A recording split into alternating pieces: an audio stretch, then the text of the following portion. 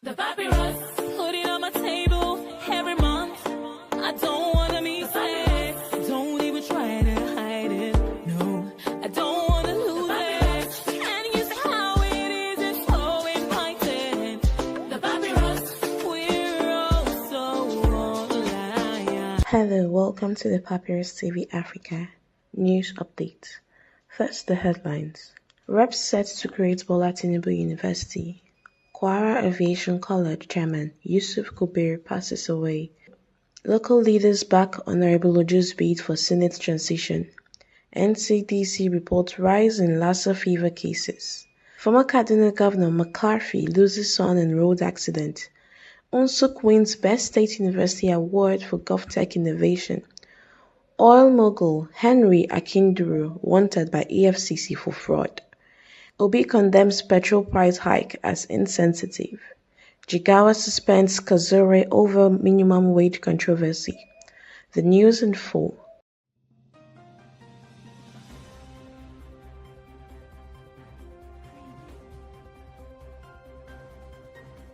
The House of Representatives is advancing plans to establish the Bola Tinubu Federal University of Nigerian Languages, aiming to preserve and promote the nation's linguistics and cultural heritage.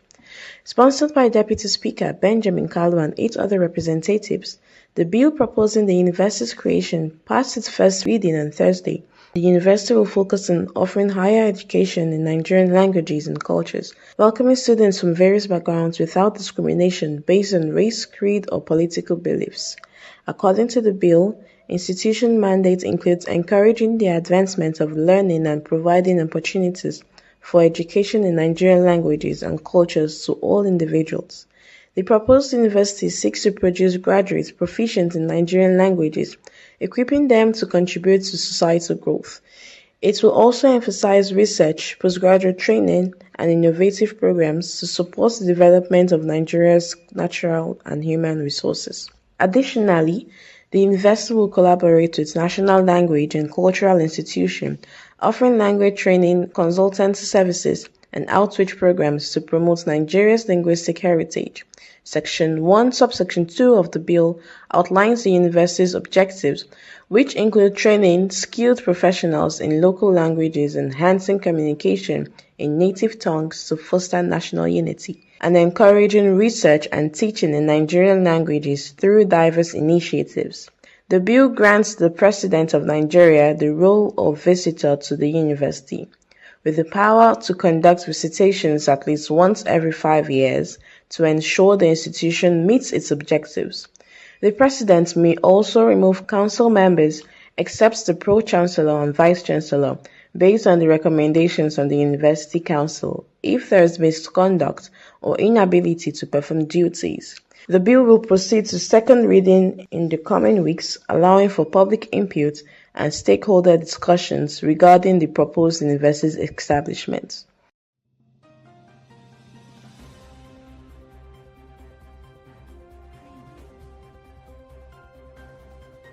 In recent events, Captain Muhammad Ahmad Yusuf Kubir, chairman of Kwara Aviation College and prominent figure in the Ilorin Emirate, has passed away. Governor Abdulrahman Abdulrazak confirmed the news in a heartfelt statement on Saturday, describing the loss as a personal tragedy for the state. Governor Abdulrazak extended his condolences to the Gobir's family and the Ilorin Emirate, saying, "We are deeply saddened to announce the death of Captain Muhammad Ahmad Yusuf Kubir, the chairman of Ilorin Aviation College and Sarkin Gobir of Ilorin Emirates. We submit to the will of Allah, who gives, nurtures, and takes lives, and offer our heartfelt sympathies to the family during this tragic time." The governor lauded Captain Gobir for his outstanding contributions to the aviation sector, particularly his transformative leadership at Kwara Aviation College, which saw significant progress under his tenure. He noted Captain Gobir's remarkable legacies will forever be remembered in the history of our aviation sector. In his message, Abdulrazak prayed for Allah to grant Captain Gobir eternal peace in Al-Jannah, Firdaus, and to provide comfort to his family and loved ones in this difficult time.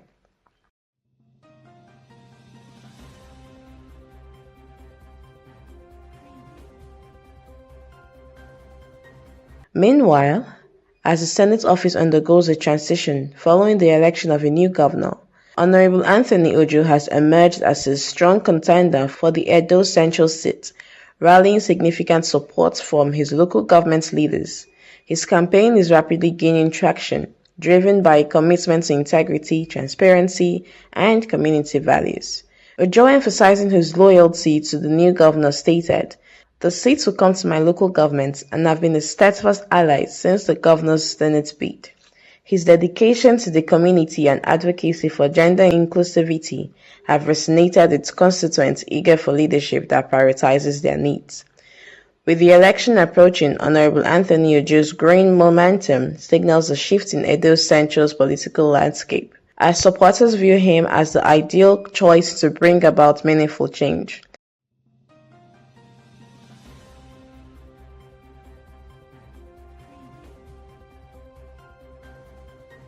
Similarly, the Nigerian Center for Disease Control and Prevention (NCDC) has confirmed an increase in Lassa fever cases during week 39 of 2024, with both Ondo and Edo states reporting 9 new infections each. The rise brings the total to 1,018 infections across 28 states for the year, a concerned increase from 4 cases in the previous week. According to the Lassa fever situation report, there have been 172 reported deaths, resulting in a slight rise in the case fatality rates to 16.9%, up from 16.8% during the same period in 2023. Ondo and Edo states accounting for a staggering 68% of the total confirmed cases, with Ondo contributing 28%, Edo 23%, and Bauchi 17%. The report indicates individuals aged 31 to 40 are the most affected group, with an even distribution of cases among genders. Encouragingly, no new cases among healthcare workers were reported this week. Despite ongoing efforts to control the outbreak, the NCDC remains concerned about the rising death toll, citing delayed diagnosis, poor health-seeking behavior, and sanitation issues in affected areas as significant contributors. Limited access to treatment continues to challenge the nation's goal in reducing mortality rates.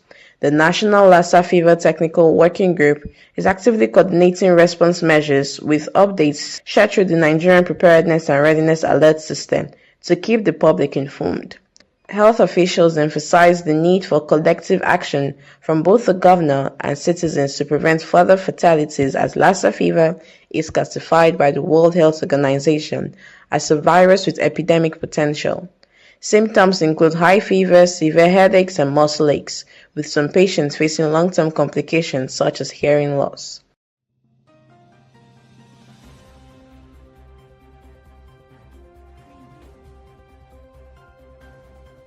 In unfortunate circumstances, Ahmed Mohamed Makafi, the former governor of Kaduna State, has suffered the tragic loss of his son Faisal Ahmed in a road accident on the Kaduna-Zaria highway. A family source confirmed the incident, which occurred on Saturday evening, but did not provide specific details regarding the circumstances of the accident. Reports indicate that Faisal was taken to an undisclosed hospital where he was pronounced dead. His father was present at the hospital, and Faisal's body has been transported home for burial preparations. Faisal, who was a trained civil engineer who attended Kaduna International School and completed secondary school at Adesoye College in Offa, Kwara State.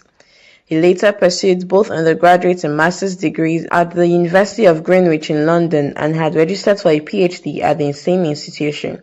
Social activist and former senator Sheikh Husani confirmed the news and extended condolences to McAfee's family, saying, "Just receiving the sad news of the death of Faisal, the son of HE Senator Ahmed McAfee. May Allah grant him Al-Jannah Firdausi. Ameen."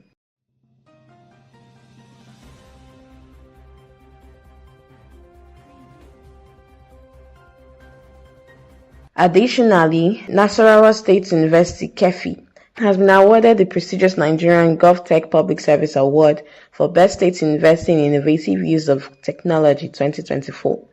The recognition highlights the university's significant contributions to advancing the GovTech initiatives.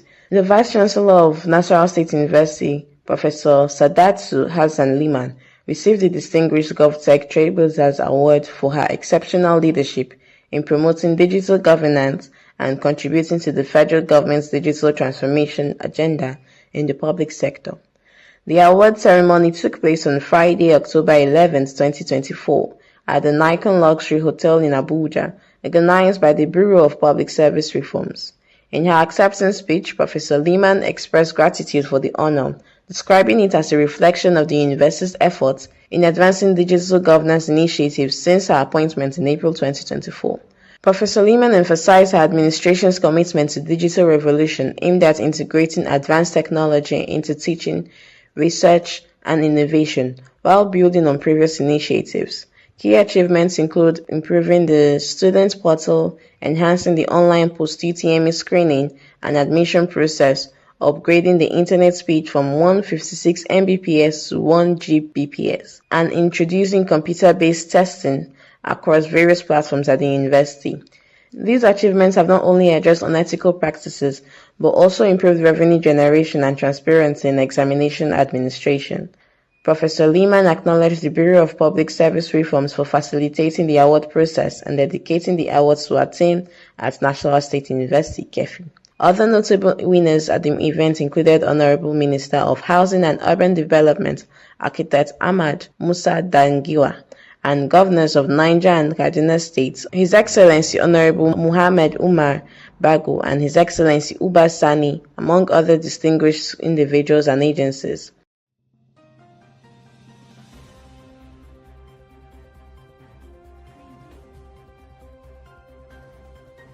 Moving on, the Economic and Financial Crimes Commission (EFCC) has issued a wanted notice for oil magnate Bolaji Henry Akinduru, who is under investigation for significant fraud. A statement from EFCC spokesman Dele Oyewale reveals that Akinduru is accused of obtaining money under false pretenses and committing theft by conversion.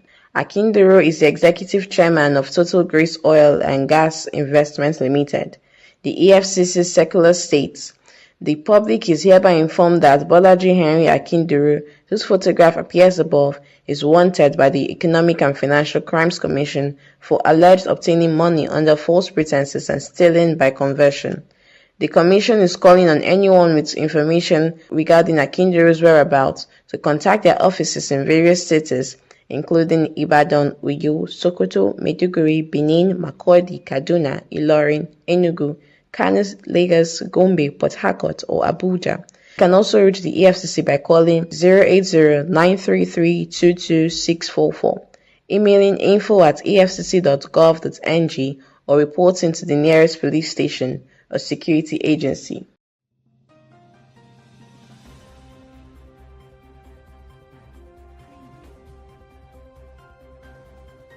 Furthermore, Mr. Peter Obi, the Labour Party's presidential candidate in 2023 general election, has criticized the recent petrol price surge as insensitive and unfortunate. In a statement titled Reversing the Sudden Fuel Price Increase, Obi expressed his concerns on his X account on Saturday. The price of petrol was raised by the National Oil Company from 897 to 1,030 naira per litre on Wednesday, marking a 14.8% increase or 133 naira rise, the second increase within a month. Obi emphasized that this hike poses severe risk to Nigerian economic stability and the welfare of its citizens. He highlighted that the reversing of this sudden price increase relies on the actions of Minister of State for Petroleum Resources, Senator Heineken Lukpobori, and President Bola Tinubu. Obi stated, as Nigerians struggle under extremely difficult economic conditions, the NNPCL has raised the price of fuel without explanation. This is both unfortunate and insensitive, given the negative impacts on our economic survival. Obi criticized the management of the economic resources, questioning the regulatory rules of the NNPCL and associated agencies. He pointed out that both the NNPCL and regulatory bodies should be supervised by the Federal Ministry of Petroleum Resources, with the President serving as the substantive minister. He called for accountability, urging the Minister of Petroleum Resources and the Minister to take action to reverse the price hike before returning from a working vacation. Obi expressed concern that such a drastic measure enacted while in comfort undermines the welfare of the populace.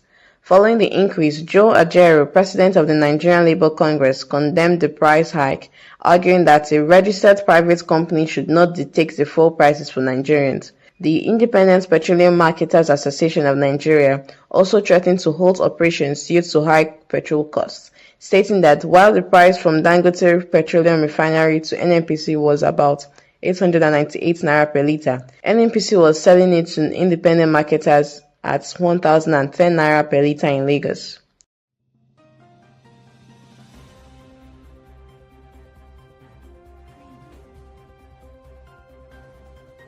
Conclusively, the Jigawa state government has suspended Kazori, confirmed by Secretary to the state government Malam Bala Ibrahim. The suspension relates to Kazori's alleged involvement in a media report claiming that Governor Namadi approved the minimum wage of 70,000 naira for state civil servants, a claim later denied by the governor in an audio broadcast. In the light of this situation, the government has established a 5-member committee to investigate the source, content, and intent of the controversial statement. Malam Balab Ibrahim expressed serious concerns over the claims circulating in the media, emphasizing that such statements are embarrassing and premature, especially since the committee tasked with advising on the appropriate wage was yet to complete its assignment. The newly formed committee will be chaired by the State Attorney General and Commissioner of Justice Barrister Bello Abdulkadir Fanini, and includes members such as the Commissioner of Information, Youth, Sports and Cultures, Sagi Musa Ahmed, Commissioner of Health, Dr. Mohammed Abdullahi Kainuwa, Permanent Secretary for Establishment and Service Matters, Mohammed Yahaya Jabu, and will be supported by the Permanent Secretary, Repa Abba Mustafa Yola, who will serve as the committee's secretary. The committee has been given 2 weeks to submit reports. This has been the Papyrus TV Africa. The Papyrus.